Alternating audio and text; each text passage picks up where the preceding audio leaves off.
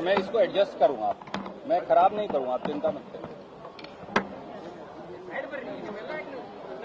Can we begin sir? नमस्कार दोस्तों, जहां जहां बीजेपी है ऐसा लगता है कि बीजेपी और उग्रवाद का कहीं ना कहीं चोली दामन का साथ बन गया है। याद करिए, हर बार जब देश पर हमला होता है तो बीजेपी की ही सरकार क्यों होती है, ये आम जनमानस सवाल पूछ रहा है। जब IC 814 को अगवा किया पाकिस्तानी उग्रवादियों के द्वारा और कंधार अफगानिस्तान ले जाया गया, तो क्या बीजेपी के कर्नाटक के नेता और देश के नेता जवाब देंगे कि पाकिस्तानी उग्रवादियों मौलाना मसूद अजहर, जरगर और बाकी सब उग्रवादियों को मेहमान बनाकर कश्मीर की जेल से छुड़वाकर बीजेपी के देश के विदेश मंत्री कंधार अफगानिस्तान क्यों छोड़कर आए थे? जब बीजेपी की सरकार थी तो वो इतनी कमजोर सरकारें होती हैं कि देश की संसद तक पर हमला हो गया था। याद करिए, जब बीजेपी की सरकार थी तो इसी सरकार में जब नरेंद्र मोदी जी प्रधानमंत्री थे तो पठानकोट एयरबेस पर पाकिस्तान से आए उग्रवादियों ने हमला किया और केवल एयरबेस पर नहीं, हमारे पुलिस स्टेशन तक उड़ा दिए खुलेआम और हमारे पुलिस के सिपाहियों की और फौज के सिपाहियों की हत्या की। उरी आर्मी बेस के ऊपर नरेंद्र मोदी जी जब प्रधानमंत्री थे तो सीधे सीधे हमला हुआ। पुलवामा में एक्सप्लोजिव लेडन, कई टन एक्सप्लोजिव की कार आई और उसने हमारे आर्मी के कॉन्वॉय को उड़ा दिया। उस समय प्रधानमंत्री जी फिल्म की शूटिंग कर रहे थे।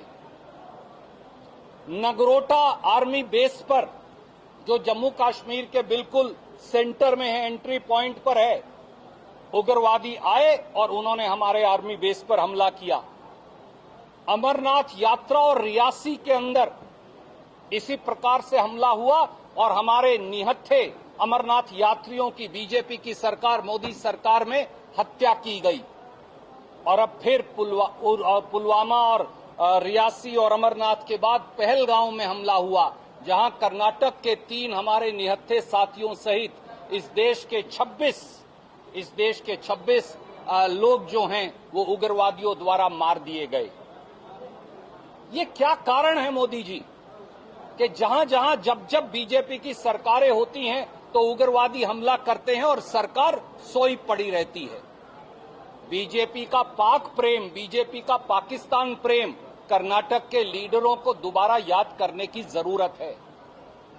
इस देश के 75 साल के इतिहास में अकेले माननीय नरेंद्र मोदी ऐसे प्रधानमंत्री हैं जो बगैर बुलाए दावत खाने पाकिस्तान गए थे, बगैर बुलाए मेहमान के तौर पर केक काटकर आए थे, दावत उड़ाकर आए थे और उसके बदले में हमें पुलवामा का, उसके बदले में माफ कीजिए, हमें पठानकोट का उग्रवादी हमला रिटर्न गिफ्ट के तौर पर पाकिस्तान ने दिया था।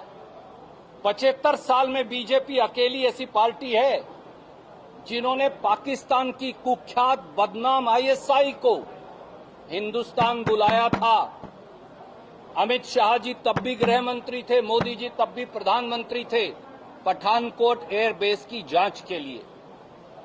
और एक बार नहीं, अनेकों बार बीजेपी के नेताओं के ISI और पाकिस्तान से लिंक मिले। मैं आज पूछता हूं विजेंद्रा जी से भी और बीजेपी के नेताओं से, नड्डा साहब से भी, ये ध्रुव सक्सेना मध्य प्रदेश में क्या बीजेपी की IT सेल का नेता नहीं था? और बलराम सिंह जो बजरंग दल का नेता था, दोनों ISI के लिए जासूसी करते पकड़े गए थे। क्या ये सही है या गलत है? बताइए, क्या ये सही है या गलत है कि प्रदीप कुरुलकर जो DRDO का साइंटिस्ट था और जासूसी करते आईएसआई के लिए पकड़ा गया था, उसके आरएसएस के साथ संबंध पाए गए थे। क्या ये सही नहीं कि जब बीजेपी की जम्मू कश्मीर में सरकार थी तो उन्होंने आसिफा अंद्राबी को बेटी बचाओ का चेहरा बनाया था और उसी आसिफा अंद्राबी ने पाकिस्तान जाकर मौलाना मसूद अजहर के साथ बैठकर हिंदुस्तान के खिलाफ जहर उगला था। ये बीजेपी के नेताओं से पाकिस्तान से लिंक कैसे पाए जाते हैं? दोस्तों, सच्ची बात यह है कि 26 हमारे लोगों की, निहत्थे लोगों की जो हत्या हुई है, उससे पूरा देश स्तब्ध है, उसकी आत्मा छलनी है। हमने सामने आकर कहा कि भारतीय राष्ट्रीय कांग्रेस सरकार के हर उस कदम का समर्थन करेगी जिससे आतंकवाद के नाक को कुचल दिया जाएगा। पर इसके बावजूद भी 3 बातें आज सामने आई हैं।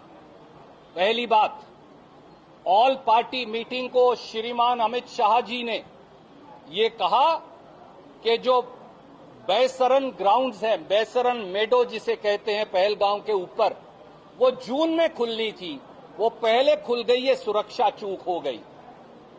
पर पहलगांव के सब अधिकारी भारत सरकार के और टूर ऑपरेटर कहते हैं कि बैसरन ग्राउंड कभी पूरे साल बंद ही नहीं होता। तो अगर बैसरन ग्राउंड बंद नहीं होता तो हमारा पहला सवाल, क्या ये इंटेलिजेंस और सिक्योरिटी चूक नहीं है? दूसरा सवाल, अमित शाह जी ने, नरेंद्र मोदी जी ने बैसरन ग्राउंड में जब वहां हजारों पर्यटक जाते हैं